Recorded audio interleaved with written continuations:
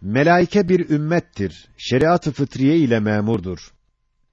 Şeriat-ı ilahi ikidir. Hem iki sıfattan gelmiş, iki insan muhatap, hem de mükellef olmuş.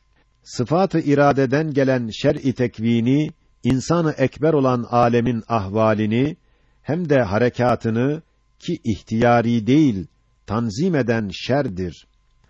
O meşiyet-i Rabbani, yanlış bir istilahla tabiat da denilir. Sıfat-ı kelamından gelen şeriat ise, alemi asgar olan insanın ef'alini, ki ihtiyari olmuş, tanzim eden şerdir. İki şer, bir yerde bazen eder içtima. Melaike-i ilahi, bir ümmet-i azime, hem bir cünd-ü sübhani. Birinci şer'a olmuş, hamele-i mümtesil, amele-i mümessil, hem onlardan bir kısmı ibad-ı müsebbihtir, bir kısmı da müstarak arşın mukarrabini. Madde rikkat peyda ettikçe, hayat şiddet peyda eder. Hayat asıl esastır. Madde ona tabidir. Hem de onunla kaimdir. Bir hurdebini huveyn, havas-ı hamsesiyle, insanın havasını müvazene edersen, görürsün, insan ondan ne derece büyükse, havası o derece onunkinden aşağı. O huveyne işitir kardeşinin sesini, hem de görür rızkını. Ger insan kadar büyüse, havası, hayret feza, hayatı şule feşan, rü'yeti de berkasa, bir nuru asumani. İnsan bir kitle-i mevattan bir zihayat değildir. Belki de milyarlarla zihayat hüceyratından mürekkep ve zihayat bir hücre-i insani. İnnel insâne kesureti Yâsîn, kutibet fîhâ sûretu Yâsîn, fetebârekallâhu ahsenul hâlikîn. Maddiyunluk bir taun-u manevidir. Maddiyunluk bir taun-u manevi, beşere de tutturdu şu müthiş bir sıtmayı. Eski harbi umumiye işaret eder. Hem de ani çarptırdı bir gazab-ı ilahi, telkin hem de taklit. Tenkite kabiliyeti tevessü nispeten, o taun da ediyor tevessü ve intişar. Telkini fenden almış, medeniyetten taklit. Hürriyet, tenkit vermiş, gururundan dalalet çıkmış. Vücutta atalet yok. İşsiz adam, vücutta adem hesabına işler. En bedbaht, sıkıntılı muzdarip, işsiz olan adamdır. Zira ki atalet, vücut içinde adem, hayat içinde mevttir. Sağ ise, vücudun hayatı, hem hayatın yakazasıdır elbet.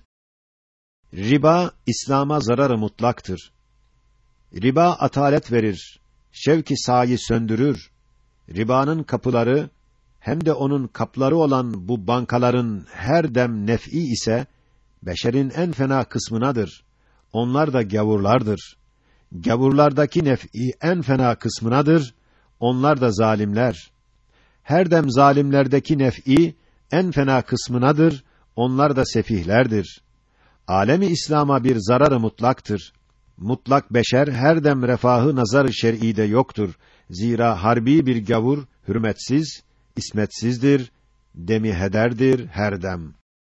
35 sene evvel yazılan bu makam, bu sene yazılmış tarzını gösteriyor. Demek Ramazan bereketiyle yazdırılmış bir nevi ihbar-ı gaybidir. Kur'an, kendi kendini himaye edip, hakimiyetini idame eder. Bir zatı gördüm ki, yeis ile müptela, bedbinlikle hastaydı. Dedi, ulema azaldı. Kemiyet, keyfiyeti, korkarız dinimiz sönecek de bir zaman. Dedim, nasıl kainat söndürülmezse, iman-ı İslami de sönemez. Öyle de, zeminin yüzünde çakılmış mismarlar hükmünde, her an olan İslami şair, dini minarat, ilahi maabid, şer'i maalim, itfa olmazsa, İslamiyet parlayacak an be an. Her bir mabet bir muallim olmuş, tab'iyle, tebaiye ders verir. Her maalim dahi birer üstad olmuştur, onun lisan-ı hali eder telkin-i dini, hatasız hem bi nisyan. Her bir şair bir hoca-i danadır. Ruhu İslam'ı daim enzara ders veriyor. Mürûru asar ile sebebi istimrar zaman, güya tecessüm etmiş envar-ı İslamiyet şairi içinde. Güya tesallüp etmiş zülal-i İslamiyet maabidi içinde. Birer sütunu iman, güya tecessüt etmiş ahkâm-ı İslamiyet maalimi içinde. Güya tehaccür etmiş erkan-ı İslamiyet avalimi içinde. Birer sütunu elmas, onunla murtabittir zemin ile âsman. La siyyema bu Kur'an-ı hatîb-i muciz beyan daima tekrar eder bir hutbe-i ezeli, aktar-ı İslami'de kalmamış hiç de bir köy, hem dahi hiçbir mekan. Nutkunu dinlemesin, talimi işitmesin. İnna lehu lehafizun sırrı ile hafızlıktır pek de büyük bir rütbe. Tilavet ise ibadeti insücan. Onun içinde talim hem müsellematı tezkir, tekerrürü zamanla nazariyat kalb olur müsellemata, hem döner bedihiyata, istemez daha beyan. Zaruriyat-ı dini nazariyattan çıkıp zaruriyat olmuştur. Tezkir ise kâfidir, ihtar ise vafidir. Şafidir her dem Kur'an. İhtara hem tezkire şu intibah-ı İslam hem içtimai yakaza her birine veriyor. Umuma ait olan delail ve hem mizan. Madem içtimai hayat İslam'da başlamıştır, her birinin imanı kendine mahsus olan delile münhasıran değil, müstenit vicdan, belki cemaatin kalbinde gayri mahdut esbaba dahi eder istinad. Hatta cai dikkattir, bir mezhebi zayıfi mürur ettikçe zaman iptali müşkül olur. Nerede kaldı ki İslam vahy ile fıtrat gibi iki metin esasa hem istinad etmiştir, hem bu kadar asarda nafizane hükümran. Rasih esaslarıyla, bahir eserleriyle, kürenin yarısı ile iltiham peyda etmiş, bir ruhu fıtri olmuş, nasıl küsufa girer, küsuftan çıkmış el'an. Fakat mâteessüf, bazı zevzek kefere, safsatalı adamlar, şu kasr-ı âlînin metin esaslarına ilişir buldukça imkan.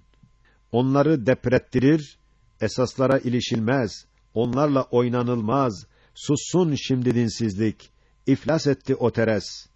Bestir tecrübe-i küfran ve yalan. Bu alemi İslam'ın, alemi küfre karşı en ileri karakolu, şu Darul Fünun idi. Lakayt ve gafletlikle hasmı tabiat yılan, gidiği açtı cephenin arkasında, dinsizlik hücum etti, millet epey sarsıldı. En ileri karakol, İslamiyet ruhu ile tenevvür etmiş cinan, en mütesallip olmalı, en müteyakkız olmalı, yahut o dar olmamalı, İslam'ı aldatmamalı. İmanın yeri kalptir, dimağ ise oluyor, makesin nuru iman. Bazen de mücahittir, bazen süpürgecidir, dimağda vesveseler, hem pek çok ihtimaller, kalp içine girmese, sarsılmaz iman, vicdan. Yoksa bazıların zannınca iman dimağda olsa, ruhu iman olan hakkal yakîne, ihtimalat-ı kesire olur birer hasmı bi eman. Kalp ile vicdan, mahalli iman. Hads ile ilham, delili iman. Bir hissi sadis, tarik-ı iman. Fikr ile dimağ, bekçi iman. Talim-i nazariyattan ziyade tezkir-i müsellemata ihtiyaç var. Zaruriyat-ı dini, müsellemat-ı şer'i kulüplerde hasıldır, ihtar ile huzuru, tezkir ile şuuru. Matlup da hasıl olur. İbare-i Arabi 10 sene sonra gelen bir hadiseyi hissetmiş, mukabeleye çalışmış. Daha ulvi ediyor tezkiri hem ihtarı. Onun için Cuma'da hutbe-i Arabiye, zaruriyat-ı ihtar, müsellemat-ı tezkir, mal kifaye olur onun tarzı tezkiri.